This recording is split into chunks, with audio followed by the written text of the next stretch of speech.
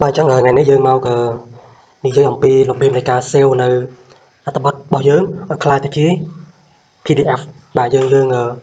បើន័យថាអត្ថបទរបស់យើងគឺជាអត្ថបទ Word អញ្ចឹងយើងចង់ធ្វើវាឲ្យទៅជា PDF អូខេអញ្ចឹងយើងក៏មកកាត់ពេញទៅមើលបងប្អូនគ្នាអញ្ចឹងទីមួយយើងចូលមកកាន់កម្មវិធី Word សិន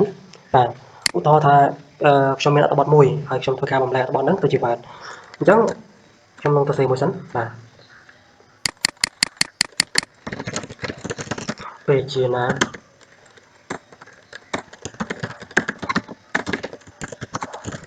ជាតិសាសនា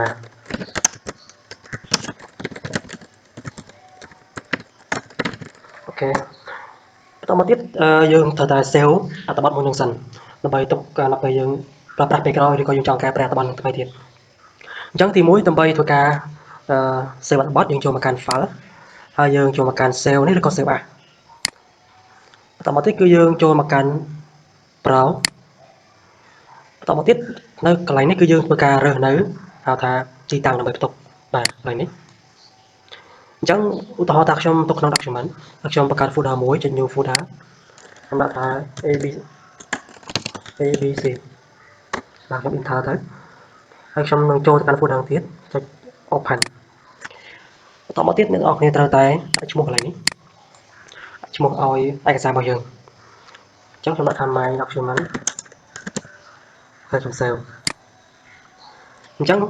ចំណុចទី1គឺអត្ថបទរបស់យើងគឺមានហើយអញ្ចឹងយើងចង់ធ្វើអត្ថបទហ្នឹងឲ្យក្លាយទៅជាអត្ថបទ PDF អញ្ចឹងដើម្បីធ្វើបានយើងចូលមកដល់ទៀត file យើងចូល save កន្លែងនេះប្រើទៅក៏បានចុច browse កន្លែងនេះក៏បានបន្តមកយើងមើលកន្លែង save as style នេះ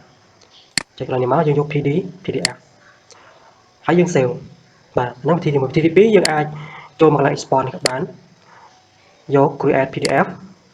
ហើយយើង save តែម្ដងបាទ save ទៅអញ្ចឹងដល់ពេលហ្នឹងគឺឯកសាររបស់យើងនឹងក្លាយទៅជាឯកសារ PDF បាទ